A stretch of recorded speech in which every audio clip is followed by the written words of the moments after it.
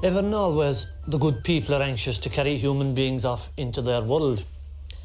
And when they do, they'll always leave something behind them, something called a changeling. A person, you'd think, which looks like the person they have carried, but it isn't. A short time after the person going, the changeling will begin to fade and die away, and when he does, or she does, the other person is gone for good. Long ago, when people would be walking out at night, they'd always carry a knife with them as a protection against the same good people, but no ordinary knife. It had to have a black handle, like that knife there.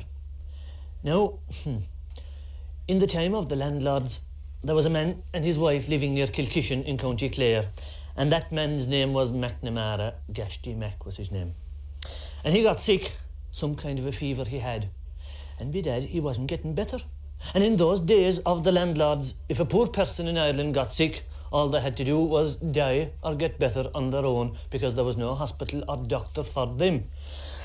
Gasty Mac, all the time he was sick, 7 or 8 days, there was magpies above on top of the thatch of the roof, and they're picking and picking the bits of straw out of the roof and throwing them down on the ground.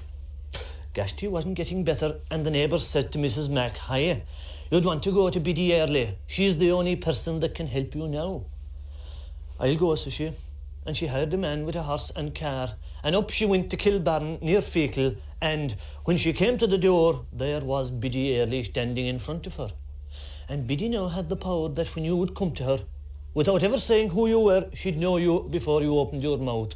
And here she was now, standing there, when Mrs. Mac got off of the car, and she said, "Mrs. Mac, you came to me here today in order to find a cure for your husband, but I have bad news for you." "What's that?" says Mrs. Mac. "Since you left home, your husband is dead." But when she saw Mrs. Mac's face falling with sorrow to hear that news, "But your husband is not dead. He was carried by the good people, and if you want to get him back, you'll have to do now what I'll tell you, and listen carefully." Mrs. Mac put ears on herself and listened. "Go home," says Biddy, "back to Kilkishen, and order all the stuff for the wake. Snuff, drink, food, and all the rest of it, like tobacco and pipes. And order the coffin, and tell the priest to come along and say whatever prayers have to be said. Tell all the people to come in as well for the wake. And when all that is done, and the priest has his job done and is gone home, let him bring in the coffin into the room where the man is dead, above in the bed. And get 4 strongish men in the parish, and get him to put that man on the bed into the coffin. And when that's done, put on the cover on the coffin and screw it down the 4 corners, and let them carry it outside then, and take it up on their shoulders. And you know the crossroads that's 400 yards from your front door.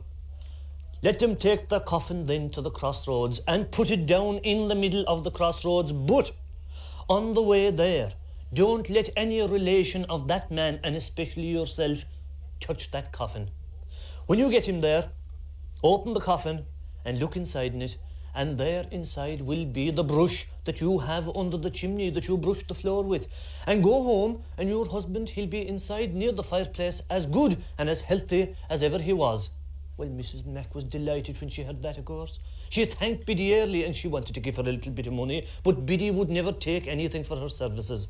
She went away, Mrs. Mac. Back she went, told her neighbours about her husband being dead, told the priest, ordered the coffin, and the snuff, and the tobacco, drink, food, everything for the wake, and that night when they were all inside, and the priest had come and said his blessings over the corpse and gone home, and the people's condolences were all over, Mrs. Mac, she called the 4 strong men in, and she said, "Look, will you do what I told you there? Put that man into the coffin, and take him out and take him to the crossroads." "We will, of course," says they. "Why wouldn't we?"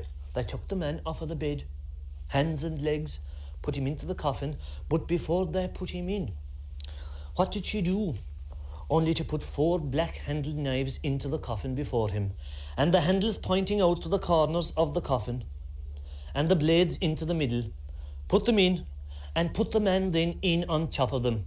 Screwed down the coffin top, 4 screws, and the 4 men then took it in their hands out to the door, and when they were at the door, up on their shoulders with the coffin, and they walked then towards the crossroads, and it was a straight road and no trouble at all.